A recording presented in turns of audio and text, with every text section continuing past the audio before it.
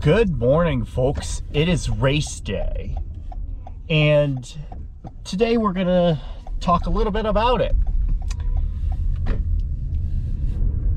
So today it's June 4th, I believe.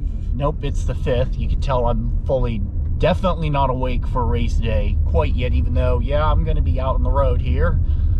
We've got the Lake Wilderness Olympic Distance Triathlon, and I'll talk a little bit about what my thoughts are going into this race, a little bit of the race prep, even though there wasn't too much prep, and kind of what it's like to get back to racing for the first race since Atlantic City, Ironman Atlantic City 70.3. So I'll get into that in a little bit. I'm gonna get onto the highway here before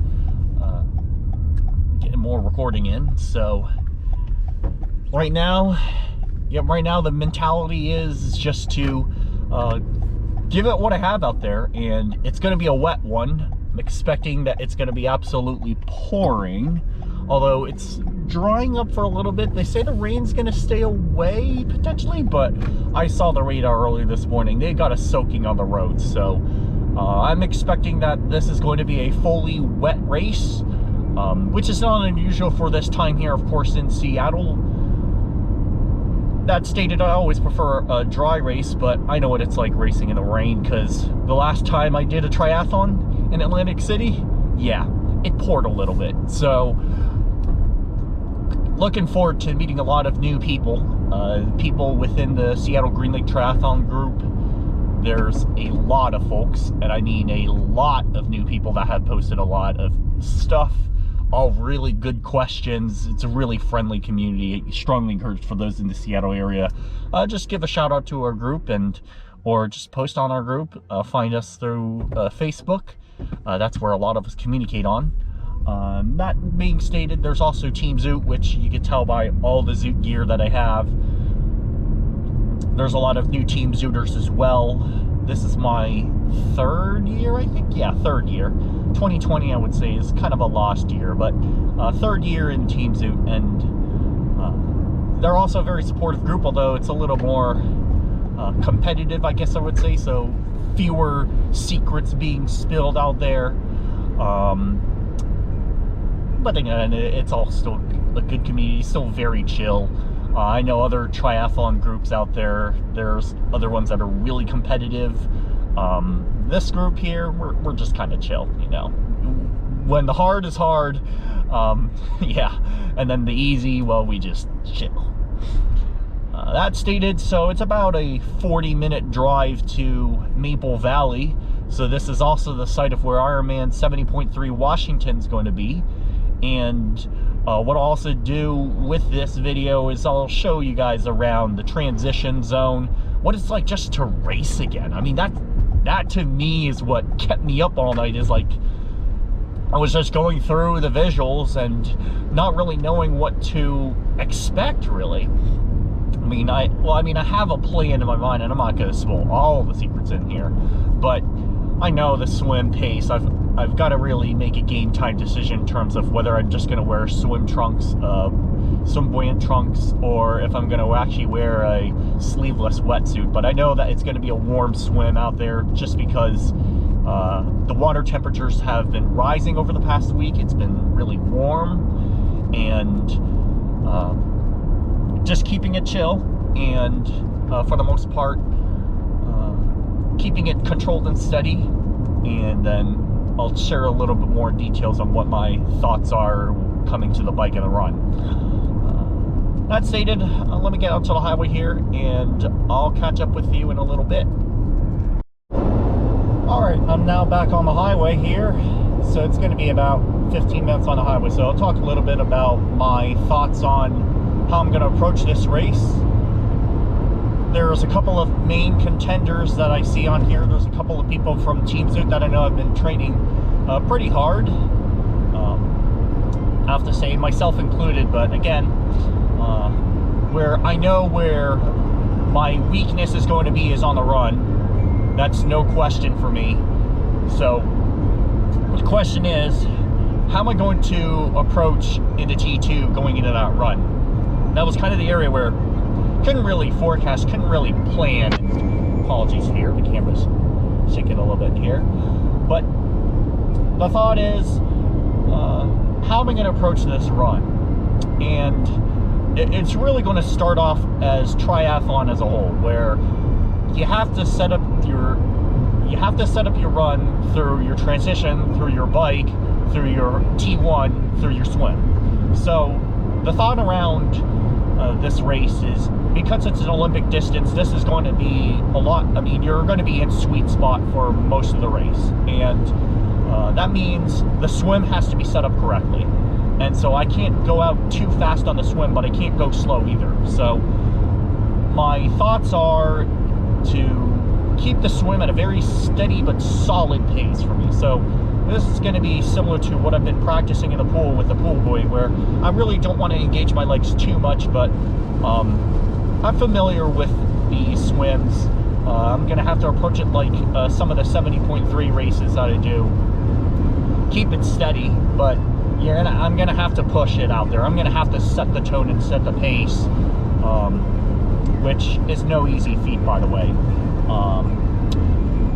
So yeah, so I'm going to have to set the pace here and keep it steady, keep it hard, but don't go overboard with it either, because if I go overboard, then of course you're going to get the jelly legs coming out of the water in the T1. So I'm going to see what the clock says, but I'll be very happy if I do like a 1:21 per 100 yard pace, open water swimming, of course, and so that's kind of what I'm hoping for. I'll see what my heart rate says. I mean, I know I'm going to be probably in sweet spot for the swim here. Probably on the lower end of sweet spot is kind of the goal. I don't want to go out too fast. Now, coming out of T1, I've already kind of envisioned what I'm going to do in T1. Going to have to make sure that I lay out the setup really well and keep it civil as well. I don't want to panic, don't want to rush in through T1. That's the key. That's the key to success, is you don't panic in T1. That's how you get very fast transitions. You just think through step by step. Got to make sure once you get into T1, you've got one is you've got your wetsuit off, or in this case it might be my swim trunks. Get it off first. Draw out the feet a little bit if time allows, but most likely because I don't like grass chippings, but for the most part, get the tri shoes on, get the helmet on. The helmet has a visor on it, so I don't need to put on my glasses, so that'll save me a few seconds. And afterwards, then de-rack the bike, boom, hit it out of there. So, going to be very simple T1, and then going onto the bike. So the bike, I've kind of simulated this in my mind a little bit. There's a couple of hills that do worry me in terms of being able to control the amount of power. It's very easy on a hilly course like this. There's 1,500 feet of elevation gain, maybe close to 1,600, and it's going to be a rainy day. And it's currently, I wouldn't say it's pouring right now, but it's definitely a steady rain as I'm driving to Maple Valley here, and seeing some of the showers as well kind of confirm that on radar. So yeah, so with the bike, it's going to be, I'm going to try to hold sweet spot as much as I can. And I was practicing that a little bit yesterday. Did a short 4-minute burst at 100 RPM at 285 watts.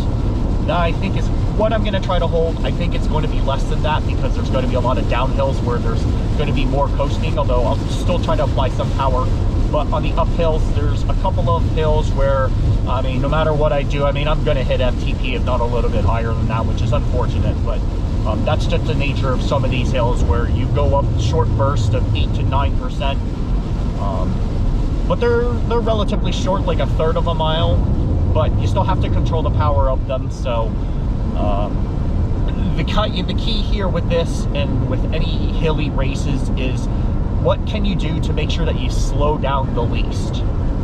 And you'll probably hear me say that repeatedly through some of my training videos, is that when you go through hilly courses, or going through any triathlon, the key is, it's good to go fast, But it's just as important, if not more important, to make sure that you don't lose speed. So what can you make sure that you slow down in the least amount of time?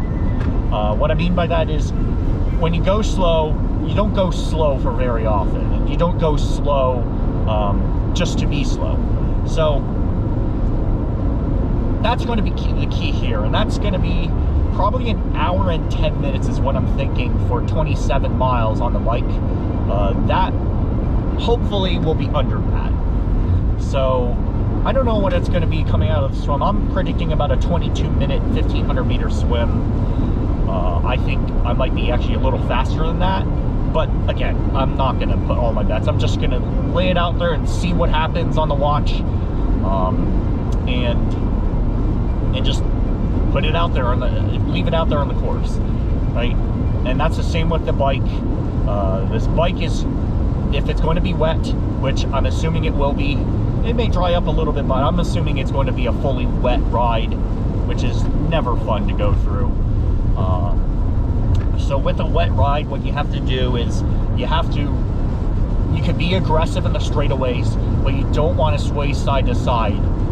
And then the next part is to make sure that with any corners or any turns, you can't be aggressive. You have to stay conservative in corners when it's wet out. The first thing is safety. Safety is going to be critical here, and you don't want to have any crashes. There is a portion of the road towards the end of the bike course which concerns me a little bit. The road is not very good there. I did a little drive-by, and I'll post that video sometime later when I'm actually done with this race. But the key is to regulate power as much as I can, but I'm going to go on the lower end of sweet spot to begin with, the higher end of sweet spot towards the end. Nutrition, I've got 3 gels, yes, 3 gels. There's not going to be a gel in transition, so I'm going to have to take that first gel coming right away, going into the bike, then another gel along Inham Claw area, and then another gel just before going into T2. That is ideally, it's funny because that's gels for like I'm going for a 2-hour ride, even though this is not even a 2-hour ride. So I'm going to be carbing up as much as I can on the bike here, even though this is an Olympic distance and it's going to go relatively quickly. The key again is you have to make sure that you get your nutrition in, because when you're on the run here, this run is going to be fast, and you want to be as fueled up and as hydrated as possible. So the bike is going to be tough to really think through and regulate, but I've got to stay really disciplined with the fluids on the course. And by the way, this is an unassisted race, so what I mean by that is there is going to be no food stations or no aid stations, just because we're still going through COVID here. So this is a self-supporting race, so I've got to bring my own race nutrition on me throughout the entirety of the race. So and this is not much different than what I've been training, so being able to take nutrition while I'm doing the bike, and especially on the run too. So that leads into T2. T2 is going to be a fast one. Simply is to get the shoes on and start running hard.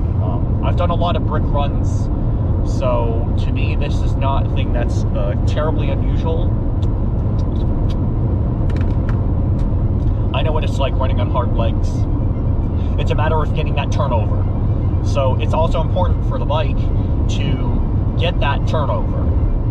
And I'm going to try to get the cadence up on the run to start off with, because I'm going to have to shoot like a rocket out of there, because I know there's going to be a couple people chasing.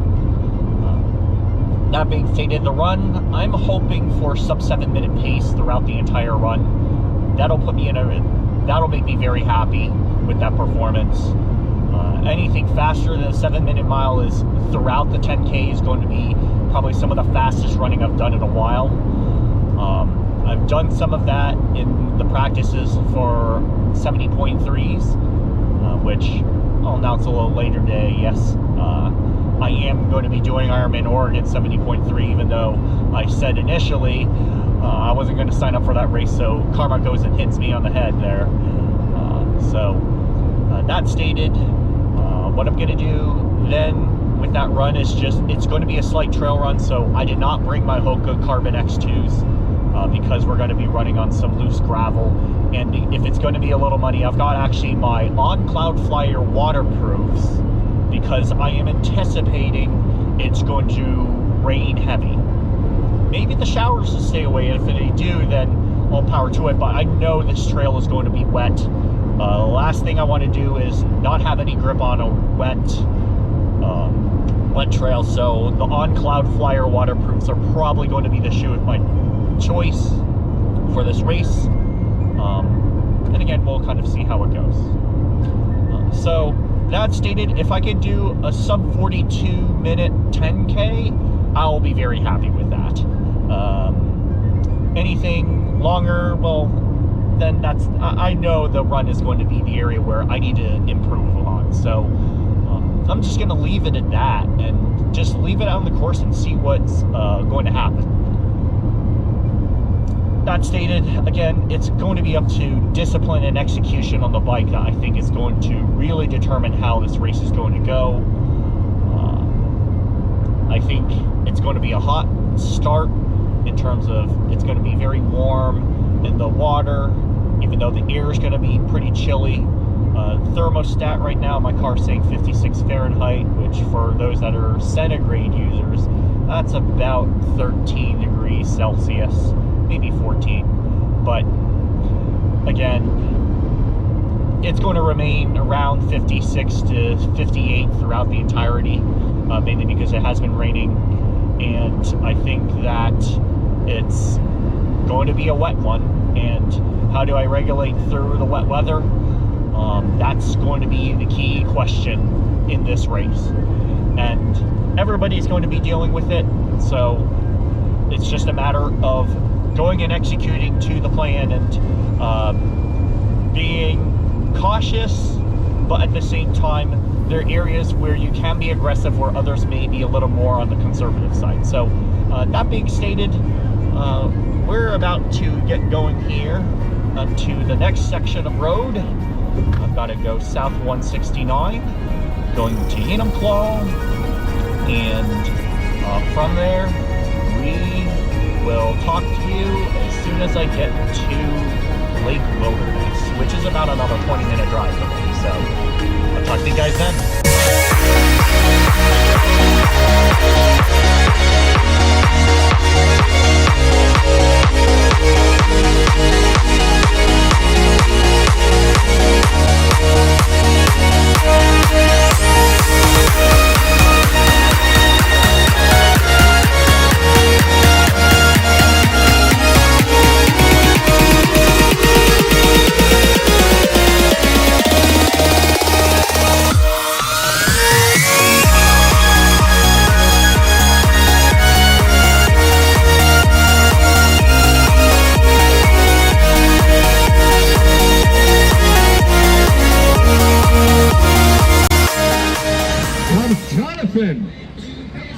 All right, I finished the Lake Wilderness Olympic Distance Triathlon.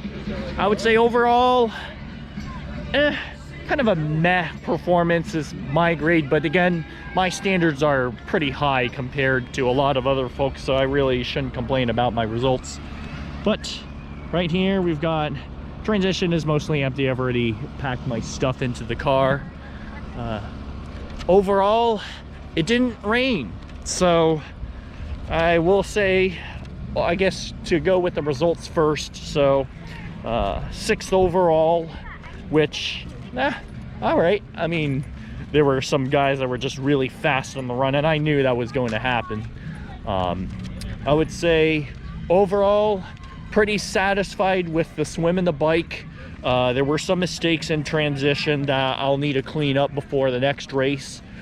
But aside from that, the run definitely was a struggle. Didn't hydrate, didn't get enough fluids in, so I was hyperventilating the first 2 miles. So I didn't really have any legs at all, which was a little disappointing. But was able to get it rolling again after a mile, like 4.5, after we got up this huge hill at mile 5. So it was a struggle today on the run, and I will admit I would have liked to have been a little bit faster, but you know, hey, that's kind of racing, and it's good to have a race under the belt and get a race in. That way I know where exactly I need to work on. And I knew the run was going to be something, but I think the run was more attributed to that I just didn't have any fluids in me. So that's something that I'll need to work on for the most part. And other places, so I've messed up in T1. I had the Velcros in rather than out, so I had to stop my bike for 30 seconds to get my shoes back in. And so we've got how to put it, so yeah, 30 seconds was lost just in T1 right there.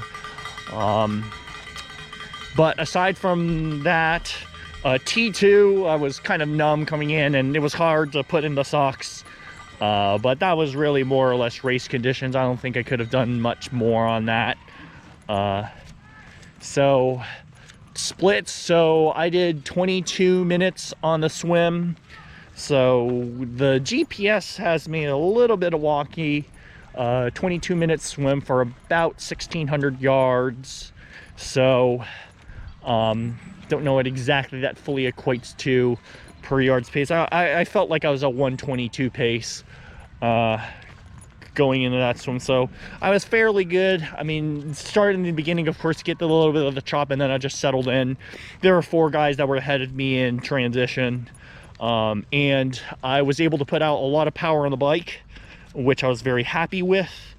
In the beginning, I knew I had to make sure that I controlled the wattage, which I probably pushed a little bit harder in the beginning than I probably should have, but overall it was pretty good. I would say from a wattage perspective, so the power pedals were saying, the Garmin Vector 3s were saying I was doing 244 with a normalized power of around 268. I think that's more attributed to the course, because there were some places where I didn't pedal at all because it really made no sense to when you're going downhill at 35 to 40 miles an hour. Averaging about 21 miles an hour for a little more than 21 miles an hour for a really hilly course, 1,500 feet of elevation gain. So that really was not too bad from that perspective. I would have probably liked to have been able to put out a little bit more power towards the end, but what happened was I was 4th coming out of the bike, and then I was able to catch up to the guys that were ahead of me. So I was able to get first on the bike for a couple of miles, and then there are 2 guys that were basically behind me the entirety of the time, and they knew I was putting the power, so they were putting in the power, and we kind of had a battle and back and forth. So I was jumping in between 1st and 4th with there was also a guy that was also on a relay. So coming into T2, 4th going into T2, because and we were literally like 2 to 3 seconds apart from each other. So going into T2, we had 4 folks. Well, actually there was really 3 folks, and that's where the struggles, as I mentioned, going into T2. Just trying to get the shoes on was a little bit hard. My feet were basically numb, and so I couldn't really feel my feet at all, and I was wearing heavy shoes, and it ended up being dry. So that kind of was a little bit of a misnomer there, and that was a little bit of a misjudgment, but it was kind of hard to really tell because it was supposed to be pouring today, but it didn't really rain much. It was just the spray mist and all that, which for the most part I think wasn't too bad. The race conditions, I mean, it got a little bit chilly, but I knew as long as it kept cranking out some of the power, then my body was going to stay warm. So again, that's another lesson that I need to learn from there, is to really make sure that I have gotten, I guess, more in control, at least towards the tail end. And that's really more or less is kind of where I'm at with my fitness, where my bike fitness is pretty good, although I think I did push it a little bit hard in the beginning, and it kind of showed towards the end, tail end, but there were some technical portions as well in the course. The biggest lesson learned really from here is bike nutrition. Let me get this bag off me as we go into the car. So give me just a moment here as I readjust my camera. But as we come aboard, I think really the biggest lesson here is there's no such thing as getting too much fluids on the bike. I struggled coming out on the run in the first 3.5, 4 miles. Actually, this whole run was just a struggle. I was not able to get anything behind my legs. I couldn't feel my legs. I felt like there was like no sole on my left palm of my foot, which is never a good feeling. So I need to go and improve on that in terms of just making sure that I get enough hydration. Otherwise, I'd be able to crank out a little bit better pace. It was a little bit of a hilly run, but again, 7:30 pace is not satisfactory, at least for me. I prefer to be in the 7-minute range. I was bugging my buddy Thomas Reese, and yeah, he was running like 7-minute 10 pace, and he was having a really good time, and I was just like, damn it. I was looking at my watch thinking, all right, how far back is he? Do I have enough of a gap on him? So yeah, that was a little bit of a struggle, but I'm still kind of in the middle of training here, and he is, well, both of us. I mean, when it comes to the end of it, really the biggest thing is we're out racing again. And without races, you really don't know where you're at. And I was just really happy just to be out in the course. And that was especially prevalent for the swim and the bike. I think for the swim, I was trying to save energy, but I think I probably ended up going a little bit faster on the swim than I should have. And I was trying to relax towards the tail end, just say, all right, let's just settle into a groove and just get it going. But for the most part, I would say there were a lot of lessons learned from this race, and I was glad I did it. I was just glad to see people again after not racing for almost 2 years. Can we believe it? It's been 2 years since basically 2 years since I've raced a triathlon. So a lot of lessons learned there, and I would say there's going to be some specific work that I'm going to need to do as it comes to getting off the bike, going into the run, more or less being fueled and hydrated, right? So so that's really the biggest lesson there. And from that, I think what I can really take away from this is my bike fitness is good. My swim is fine where it's at. I would say bike, it started to struggle a little bit on some of the climbs, but part of it was I was probably cranking out a little bit harder power on those climbs than I wanted to. But when you're in pursuit mode, you tend to go hard. So that's something that I'll need to go and regulate that a little bit more. But I think part of it too is I need to train more VO2 max intervals. So that's something that I'm going to start. I mean, then that's kind of part of the plan too, as I go to 70.3 Oregon, is to, blisters too. As I start to get to a 70.3 Oregon, which will be the next race, there's some things to fix. So that, and of course, improving the speed coming off the run, because I know I didn't really have it today in the run, and I think that's more because of the hydration that I had in me. But that's, I mean, I could throw all the excuses, but again, I wasn't very happy with my run performance. And that stated, hey, that's just part of racing. And without races, you won't really know where to go and improve upon. So again, I guess as a recap, 6th overall. So I was coming out 3rd, 4th, and there were 2 or 3 guys that passed me on the run. I'm sure a lot of people had faster run splits than I did. I ran, I think, 47-minute 10K, which was about 4 minutes slower than I was hoping for, or 5 minutes. I was hoping for 42 minutes, but no, didn't have my legs in me. Bike, I really didn't know how fast I was going to be able to go, because, well, the GPSs were kind of wonky here, but averaging about 21.5 miles an hour over 1,500 feet of elevation gain was not too bad.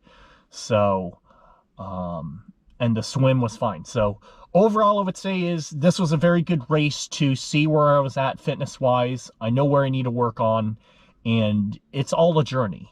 And my mentality, of course, is going to be to simply, there's going to be elements to continually work on. And what's great about triathlon is no one race is going to be perfect. And even if you had a very close to perfect race, there's always going to be things that you can go and work on. So that's what I'm going to do, and I'll continue this journey, and my next race will be Oregon, and hopefully I take you along for the journey. And with that stated, of course, that's basically a recap of my race today, and I guess I'll go along with my additional training plans. I've got to start to pump up the volume a little bit more, and we'll see you in the next one.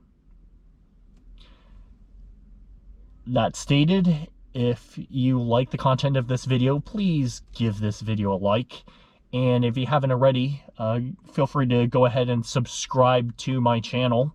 I try to post videos every week, but lately, as I've started getting a little bit busier with regular work, with real life, and also to get into, what was I going to say? As I start getting into more of the in-depth training, then I tend to be distracting myself more with focusing in on training. But again, feel free to click the like button, and also hit the subscribe if you haven't already, and to get any of my latest videos, go ahead and also click on the bell icon, and you'll get a notification when I do post videos. So I've got a couple videos coming up.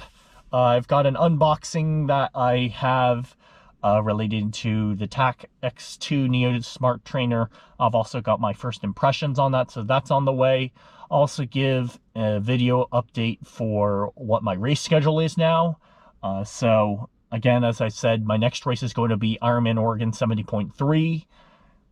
But that stated, I'll talk about it in the video on more of what additional changes are coming. So with that, I'll see you in the next one, and time for lunch for me.